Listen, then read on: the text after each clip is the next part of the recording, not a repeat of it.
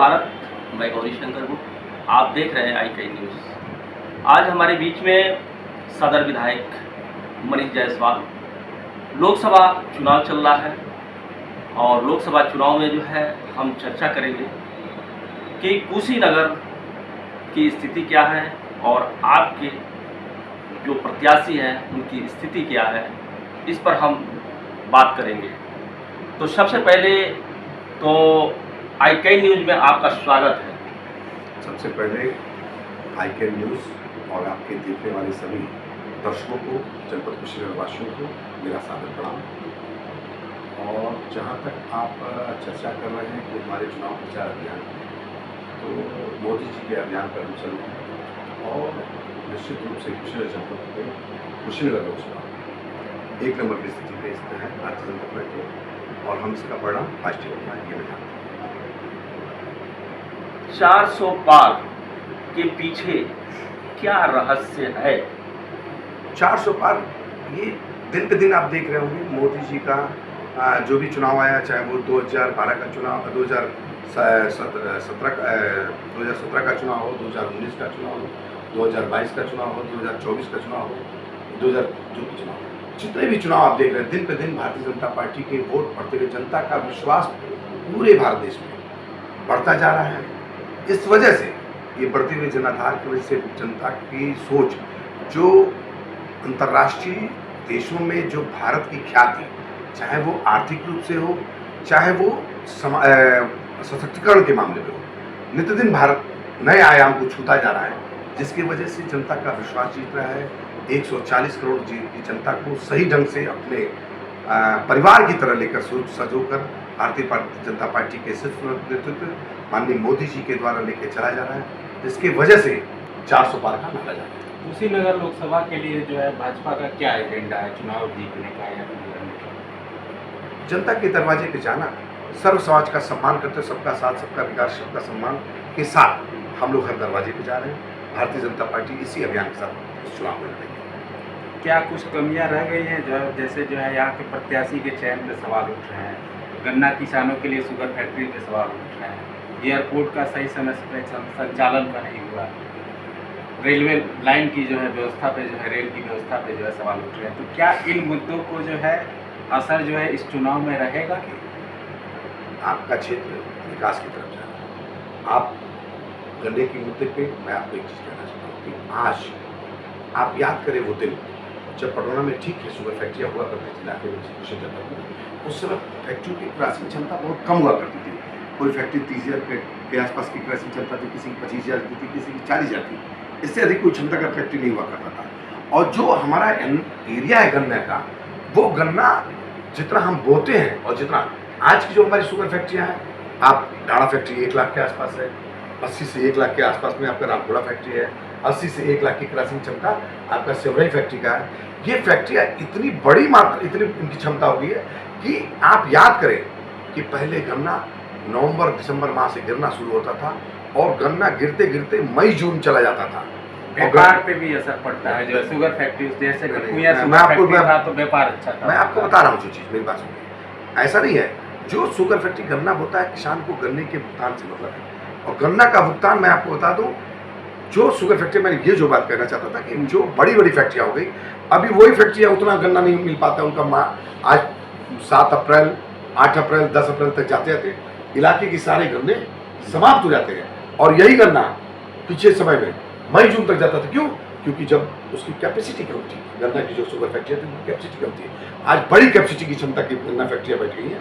हम किसी भी उद्योग धंधे को चलाते हैं तो हम उसको, आप जानते हैं कि एक शुगर फैक्ट्री चलाने वाले मालिक को, या एक शुगर फैक्ट्री के चलने के लिए सरकारी चीनी मिल को या किसी चीनी मिल को कम से कम 4-5 महीने तो चलना चाहिए। 8 महीना वो बैठा कर अपनी व्यवस्था चलाता है। 4 महीना भी अगर हम शुगर फैक्ट्री नहीं चलाएंगे तो आप सोच सकते हैं कि वो जो चल रहा है शुगर फैक्ट्री, वो भी बैठ जाएगा। तो इसलिए मैं आपसे ये बता दूं कि गन्ना किसानों का, पहले की सरकारों के गन्ना किसानों का भुगतान के लिए दिक्कत होती थी। आज ढाड़ा फैक्ट्री हो या आपका ढाड़ा फैक्ट्री हो, या हाटा फैक्ट्री हो, या आपका सेवड़ाई की फैक्ट्री हो, ये जो शुगर फैक्ट्री, रामपुरा फैक्ट्री है, ये आप गिराते हैं, उसके 1 हफ्ता से 10 दिन के अंदर संपूर्ण भुगतान करके आज वो फैक्ट्री आपको। किसी जनपद को विकास के लिए क्या जरूरी होता है? किसी भी जनपद को विकास के लिए सबसे ज़्यादा जरूरी है उसके इंफ्रास्ट्रक्चर, आवागमन की सुविधा, ये सब बिजली व्यवस्था, ये सब सुविधाएं अच्छी होनी चाहिए। ये तो कोई भी सरकार जो है आएगी तो करेगी। आप याद करें, ये पटरौना विधानसभा के हम अंदर हम आपको डालें, पीछे भी सरकारें काम करती थी। जब से मुझको मैं भी जानता हूँ, मैंने इस शहर के विकास के लिए, इस इलाके के विकास के लिए कम से कम सैकड़ों सड़कें बनाई, जिन सड़कों की तरफ कभी ध्यान नहीं जाता था। और नित्य दिन आपका विकास के लिए आप कृषि विश्वविद्यालय बनाए, पूरे इलाके के लिए बहुत बड़ी एक जो तोहफा मोदी जी और योगी जी का दे दिया गया। कृषि विश्वविद्यालय बनने का मतलब होता है उसके तमाम महाविद्यालय खुलेंगे, तमाम अध्यापक आएंगे। जो कृषि प्रधान हमारा इलाका है और हमारे लोग टेक्निकल कृषि की तरफ उनको ध्यान दिलाया जाएगा, उनको अच्छी उन्नत किस्म की खेती के बारे में ध्यान दिया जाएगा। शिक्षा लेंगे, बच्चे शिक्षित होंगे, उससे भी हमारे आयाम बढ़ने का प्रयास होगा। जब सरकार नौकरियां नहीं दे रही है, नौकरियों पे पाबंदी लगा दी है, उस पीरियड में उस विद्यालय में नौकरी कैसे प्राप्त करेंगे? निश्चित रूप से ऐसा नहीं है। आप याद करें कि विद्यालयों की स्थिति क्या होती थी। पहले की सरकारों में विद्यालय पे, प्राइमरी स्कूलों में, सरकारी स्कूलों में एक अध्यापक होता था और 600 बच्चे, 400 बच्चे उन विद्यालयों में होते थे। आज उन विद्यालयों में मानक के हिसाब से 3, 4, 5 विद्यालय रहते हैं और विद्यालय चलते हैं। और जो आप जो बात कर रहे हैं, ऐसा नहीं कि सरकार ने नौकरी दिया, सरकार ने रोजगार भी दिया, सरकार ने नौकरी दिया। सरकार ने तो तमाम लोगों को जागरूकता करके तमाम बड़े बड़े उद्योगों को आज इन्वेस्टर समिट के माध्यम से हर जनपद में उद्योग धंधों को बढ़ावा दिया। वो भी अप्रत्यक्ष रूप से रोजगार देने का ही साधन बढ़ाया गया है। जो फैक्ट्रियां बनेंगी, जो कल कारखाने लगेंगे, तो रोजगार देने का ही साधन है। और जो नौकरियां पिछली सरकार देती थी वो भाई भतीजावाद में, रुपए के लेन देन में भी बदले। आज मोदी जी ने जो सरकार ने जो नौकरी दिया वो किसी जाति धर्म पे नहीं दिया, किसी के नाम पे नहीं दिया, कोई रुपए पे नहीं दिया। आज जो भी नौकरी जो भी पाए हैं, मैं कह सकता हूं दावे के साथ, किसी ने 1 रुपया किसी को घूस के तौर पे लेकर नौकरी नहीं प्राप्त की। सब अपने योग्यता के आधार पर नौकरी प्राप्त की है। ये मैं आपसे कहना। विपक्ष का आरोप है कि जो है धर्म के आड़ में जो है केंद्र की सरकार, भाजपा सरकार जो है भ्रष्टाचार और जो है महंगाई को जो है दरकिनार कर रही है। ऐसा कहीं कुछ नहीं है। आप भ्रष्टाचार तो है ही नहीं है। आप उनकी सरकार को दिखाइए, हजारों घोटाले होंगे। जब सड़क से लेकर, समुद्र से लेकर और आकाश तक कोई ऐसा कार्य घोटाला नहीं रहा जो विपक्ष की सरकार ने नहीं किया। मैं आपसे कहना चाहता हूँ, वो लोग जिनके चलनी में छेद है वो हम लोग की चर्चा कर रहे हैं। आज भारतीय जनता पार्टी की सरकार बने, आज उत्तर प्रदेश की सरकार हो या देश की सरकार हो, उसका कोई भी मंत्री, कोई भी विधायक किसी भी भ्रष्टाचार में लेता तो नहीं पाएगा। और थोड़ा सा भी कोई मामला होता है तो ऊपर से नीचे तक व्यवस्था टाइट कर दी। एक प्रश्न आपसे ये है कि देश के प्रधानमंत्री मंच पर आकर ये नहीं बोल पा रहे हैं कि महंगाई किन कारणों से 2014 से लेकर अब तक जो बढ़ी है, किन कारणों से बढ़ी है और किन कारणों से सरकारी नौकरी हम नहीं दे रहे हैं, इस पर क्या कहना है? ऐसा नहीं, मोदी जी इस देश को मजबूत करना चाहते हैं। मोदी जी आत्मनिर्भर बनाना चाहते हैं और आत्मनिर्भर बनाने के लिए हर आदमी को मजबूत कर रहे हैं। हर आदमी को उचित शिक्षा देकर और उचित रोजगार के संसाधन बना रहे हैं। आप हर जिले में ओपीडी के माध्यम से, समूह के माध्यम से लोगों को रोजगार देने की व्यवस्था हो रही है। आज आप देख रहे होंगे अभी विश्वकर्मा, पीएम विश्वकर्मा योजना, ये क्या है? लोगों को, जिनके पास, हमारे गरीब परिवार के हैं, जिनके पास रोजगार के लिए पैसा नहीं है, उन लोगों को टूल किट देकर, उनको उचित प्रशिक्षण देकर, उनको रोजगार के संसाधन देकर उनको मजबूत करने का काम करें।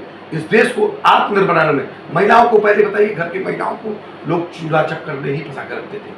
आज वो समूह के माध्यम से, बीसी सखियों के माध्यम से, बैंक सखी के माध्यम से आज गाँव की सेवा में महिलाएं भी 50% आबादी का तो हम उपयोग नहीं करते थे। और जो लोग बताते हैं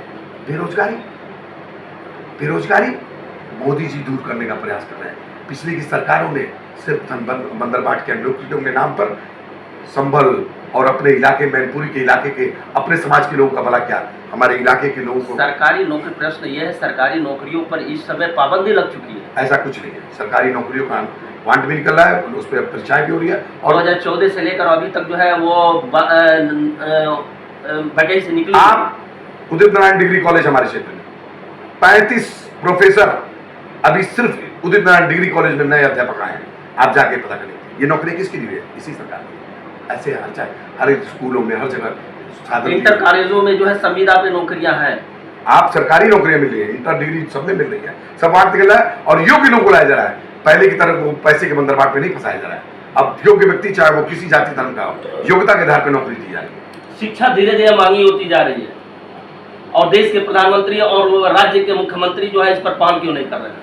आप गरीब बच्चों की पढ़ाई के लिए आप सोचिए, आज जो प्राइमरी स्कूल है उन स्कूलों को कायाकल्प के माध्यम से, प्राथमिक विद्यालय में एक अध्यापक के भरोसे जो है ऐसा कहीं नहीं है, 5वीं क्लास की जो है कक्षाएं चल रही है आप और जूनियर हाई स्कूल में एक अध्यापक के भरोसे वो विद्यालय चल रही है। आपको मैं बता दूं, प्रत्येक विद्यालय में पहले क्या था, प्राइमरी स्कूलों में बच्चे पढ़ने नहीं जा पाते थे, अध्यापक अपने निजी कार्यों को करते थे।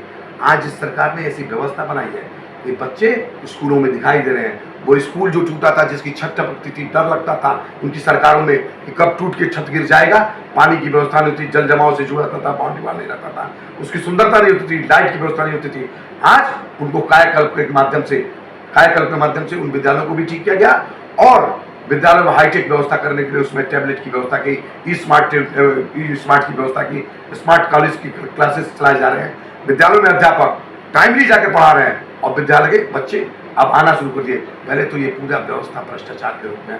सर आप जो बोल रहे हैं मैं आपको सीधा प्रसारण दिखलाऊंगा जी कि प्राथमिक विद्यालय की स्थिति क्या निश्चित है। रूप से आप दिखाइएगा, आप वो भी दिखाइएगा जो इससे 10 साल पहले जो विद्यालयों की स्थिति उन सरकारों में थी, उनके अध्यापक पढ़ाते थे कि नहीं पढ़ाते थे। आज तो अध्यापक विद्यालय में जाते हैं, पढ़ाते हैं। आज तो मैं देखता हूँ कि विद्यालय पढ़ाते हैं।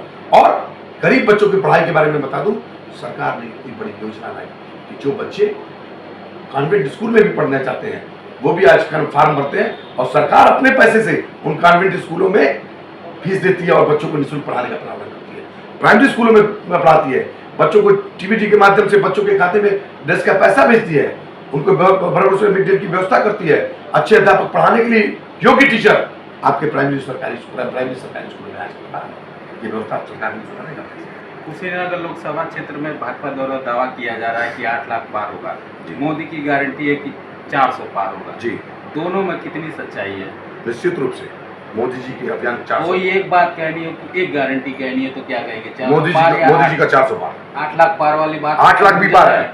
आप एक ही पूछ रहे तो मैं क्या बताऊं, 8 लाख भी पार है और 4 लाख और 400 का भी पार है। आने वाला 4 तारीख कैसा होगा भाजपा के लिए? भाजपा के लिए कमल खिलेगा। पूरा देश भारतीय जनता पार्टी के शीर्ष नेतृत्व के प्रति जो उसकी जानकारी है, जो लोग चाहते हैं इस देश में कमल खिले, तो सबके चेहरों पर मुस्कान नजर आएगी। गरीब जो राशन पाता है, व्यक्ति जो सम्मान पाता है, आज भय भ्रष्टाचार सदन में अटल बिहारी वाजपेयी ने कहा था कि अन्न मुफ्त में देंगे देशवासियों को तो ये देश कमजोर होगा, उस पर क्या कहना चाहिए? आप याद करें कोरोना के कार्यकाल में विषम परिस्थिति, जी हाँ, कोरोना काल में जो है ये परिस्थितियां बनी कि आर्थिक रूप से कमजोर हो गए हैं और इसलिए हमें नहीं कमजोर हुए, पूरा विश्व कमजोर हुआ। उसके सशक्तिकरण के लिए, उसको आर्थिक रूप से मजबूत करने के लिए आज मोदी जी ने अभियान चलाया, जिसकी वजह से आज हर गरीब के चेहरे पर मुस्कान है। भूखमरी खत्म हो गई। आप ही पेपर में छापते थे, एक व्यक्ति कहीं मर जाता था सपा की सरकार में तो पेपर पत्रकार माध्यम से उठाते थे कि इस देश में भूखमरी है। आज इस देश में भूखमरी कहीं नहीं है।